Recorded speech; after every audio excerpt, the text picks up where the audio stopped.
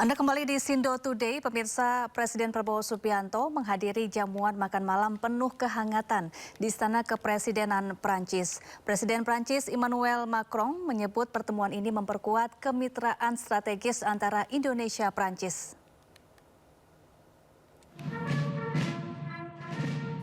Presiden Prabowo Subianto menghadiri jamuan makan malam di Istana Kepresidenan Prancis Élysée, Paris, Prancis.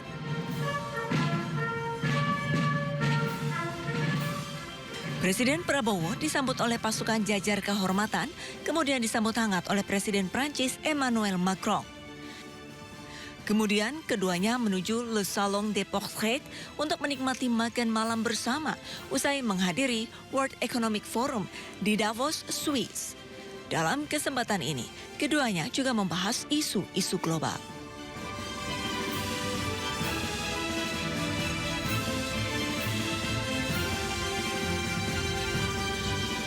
Presiden Macron mengunggah momen pertemuannya dengan Presiden Prabowo di akun Instagram pribadinya. Ia menulis pertemuan ini semakin memperkuat kemitraan strategis antara Indonesia dengan Perancis. Pemirsa, ex-Menpora Dito Aryo Tejo diperiksa KPK sebagai saksi kasus korupsi kuota haji. Dito ditanya oleh penyidik seputar dirinya saat kunjungan kerja ke Arab Saudi pada 2023 lalu.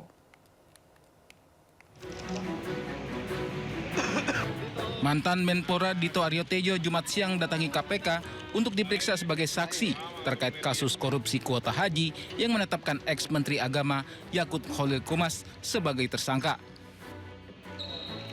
KPK periksa Dito selama kurang lebih 3 jam. Dito mengungkapkan materi pemeriksaan terkait dirinya yang mendampingi Presiden RI ke-7 Joko Widodo dalam kunjungan kerja ke Arab Saudi pada 2023 lalu. Menurut Dito, dalam kunjungan kerja itu bukan hanya membahas spesifik terkait persoalan haji saja, tetapi juga investasi. Saat pertemuan itu tidak ada pembahasan spesifik tentang kuota. Tapi memang pertemuan bilateral waktu itu saya ingat sekali dari Putra Mahkota, Perdana Menteri Muhammad bin Salman itu sangat senang dengan pertemuannya Pak Jokowi. Pagi waktu itu juga di situ juga kami memberikan dukungan untuk tuan rumah Piala Dunia waktu itu. Sementara itu, Jubir KPK Budi Prasetyo menyatakan Dito dibutuhkan keterangannya lantaran mengetahui asal-usul pemberian tambahan kuota haji Indonesia dari Arab Saudi. Terlebih, Dito juga ikut kunjungan kerja ke Arab Saudi pada 2023 lalu. Karena memang kami melihat Pak Dito ini bisa menerangkan apa yang dibutuhkan oleh penyidik, karena memang Pak Dito pada saat itu ikut berangkat ke Arab Saudi bersama rombongan dari pemerintah Indonesia, sehingga ini juga kemudian menguatkan terkait dengan informasi-informasi atau bukti-bukti yang didapatkan oleh penyidik KPK berkaitan dengan diskresi yang dilakukan oleh Kementerian Agama. KPK tetapkan ex-Menteri Agama Yakut Khalil Qomas dan ex-Staf Sus Isfah Abdel Aziz sebagai tersangka dugaan korupsi kuota haji 2024. Kasus bermula dari pemberian 20.000 kuota haji tambahan dari pemerintah Arab Saudi untuk Indonesia. Kuota harusnya dibagikan 92% untuk kuota reguler dan 8% untuk kuota haji khusus. Namun Yakut membagikan 10.000 kuota untuk reguler dan 10.000 kuota untuk haji khusus. KPK menduga kuota khusus tambahan tersebut malah diperjualbelikan. Dari Jakarta, Tim Liputan iNews melaporkan. Pemirsa, pemerintah mencabut izin 28 perusahaan perusak hutan yang memicu banjir dan longsor di Pulau Sumatera. Menteri ESDM Bahlil Lahadalia menegaskan pencabutan izin sudah melalui kajian mendalam Satgas Penertiban Kawasan Hutan.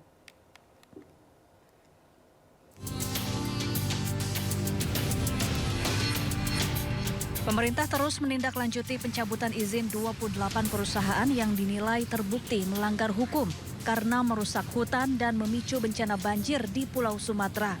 Menteri ESDM Bahlil Lahadalia menegaskan keputusan ini telah melalui kajian mendalam oleh Satgas Penertiban Kawasan Hutan. Itu telah kemarin diumumkan oleh Pak Mensesnek dan Satgas PKH, dan itu merupakan hasil kajian mendalam dari Satgas PKH. Salah satu di antaranya adalah terkait dengan tambang yang ada di Sumatera Utara, yaitu tambang emas, dan itu juga dilakukan pencabutan. Sudah barang tentu pencabutannya itu sudah lewat kajian yang mendalam dan semuanya sudah kita lakukan. Dan selanjutnya nanti kita akan melakukan proses. Sebelumnya, Presiden Prabowo Subianto memutuskan mencabut izin 28 perusahaan pemicu banjir. Keputusan Prabowo disampaikan dalam rapat yang digelar secara daring saat Prabowo berada di London, Inggris, Senin lalu. Dari Jakarta, Ade Firmansyah, iNews melaporkan. Kita beralih ke informasi lain, pemirsa. Menteri Keuangan RI Purbaya mengaku telah mengintip saldo rekening para pejabat di lingkungan Kementerian Keuangan. Meski hasil sementara terlihat normal, namun hal tersebut tidak menutup kemungkinan terjadinya praktik korupsi.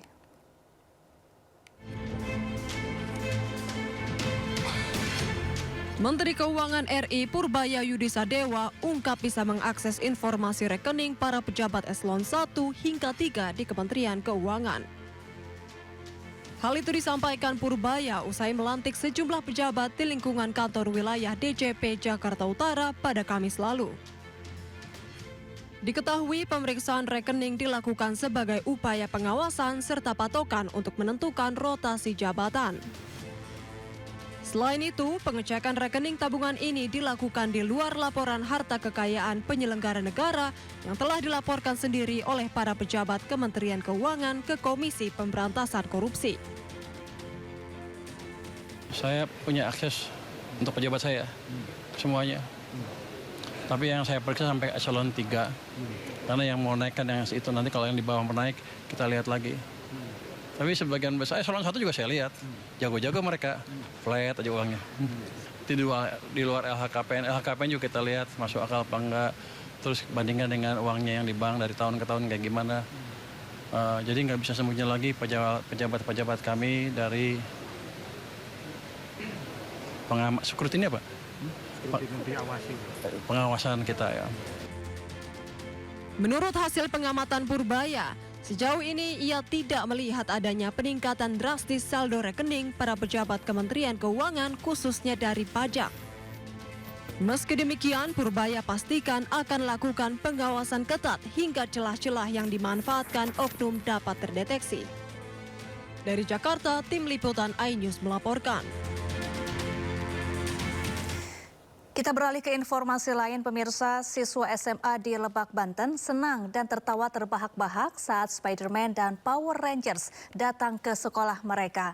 Para superhero itu membawakan menu makan bergizi gratis sekaligus menghibur siswa.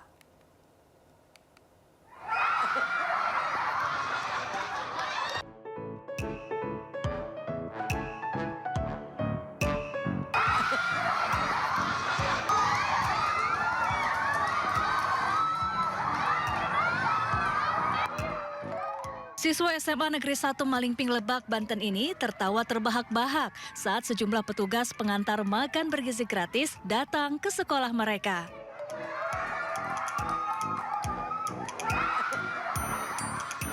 Ada ribuan ompreng yang dibawa petugas berkostum unik ini untuk dibagikan kepada para siswa mulai dari jenjang SD, SMP hingga SMA.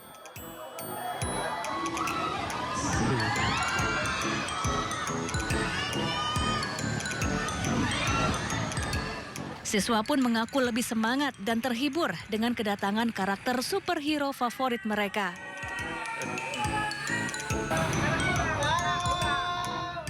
Semoga menunya enak-enak terus, ya nggak membosankan. Terus kayak gini, kayak ada Spider-Man, ya rame-rame terus bikin MBG heboh. Terus apa lagi ya?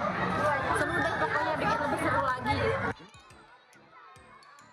Adapun tujuan penggunaan kostum superhero ini untuk meningkatkan antusiasme, keceriaan, dan nafsu makan anak-anak sekolah saat menerima menu MBG.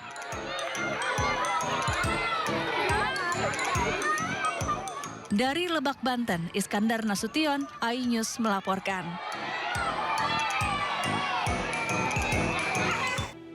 Pemirsa, Presiden Amerika Serikat Donald Trump resmi memimpin penandatanganan dokumen pembentukan Dewan Perdamaian Gaza. Sekitar 35 negara bergabung dalam dewan tersebut termasuk Indonesia. Tepuk tangan menyambut resmi dibentuknya Dewan Perdamaian Gaza yang ditandai oleh penandatanganan dokumen pembentukan badan tersebut. Peresmian dilakukan di sela-sela perhelatan World Economic Forum di Davos, Swiss, Kamis waktu setempat. Sekitar 35 negara bergabung dalam dewan tersebut, termasuk sejumlah negara Timur Tengah dan Indonesia. Pembentukan dewan bertujuan untuk penyelesaian konflik global dan rekonstruksi Gaza pasca serangan Israel.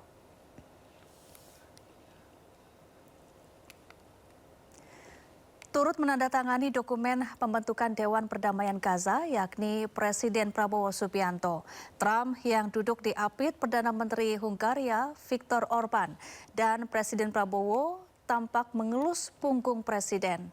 Sesaat sebelum penandatanganan, Trump memuji mereka dengan menyebut keduanya sebagai orang yang tangguh. Usai penandatanganan, Trump menjabat erat tangan kedua pemimpin.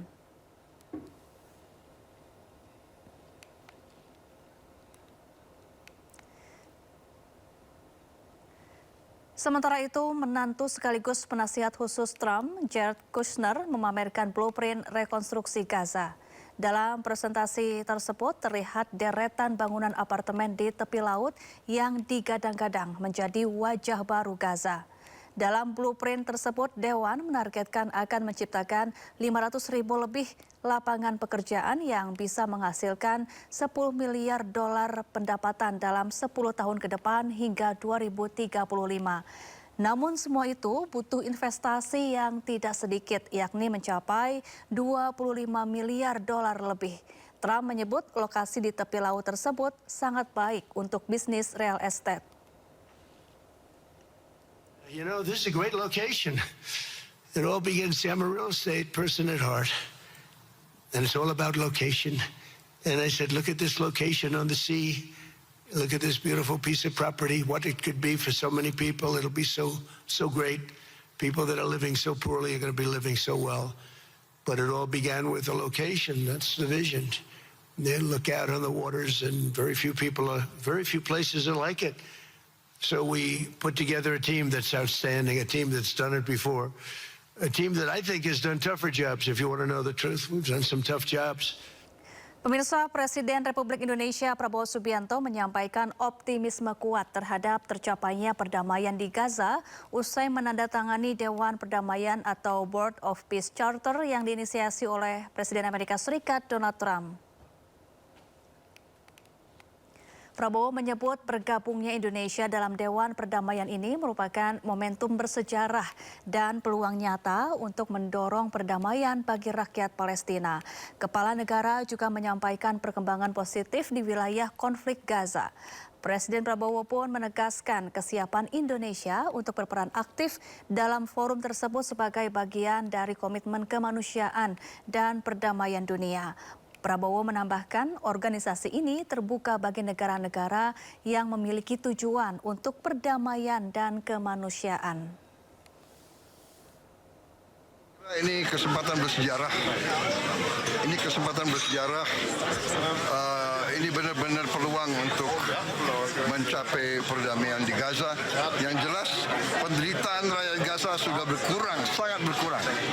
Ya, sangat berkurang. Bantuan-bantuan kemanusiaan begitu deras, begitu besar sudah masuk. Saya sangat berharap dan Indonesia siap ikut serta.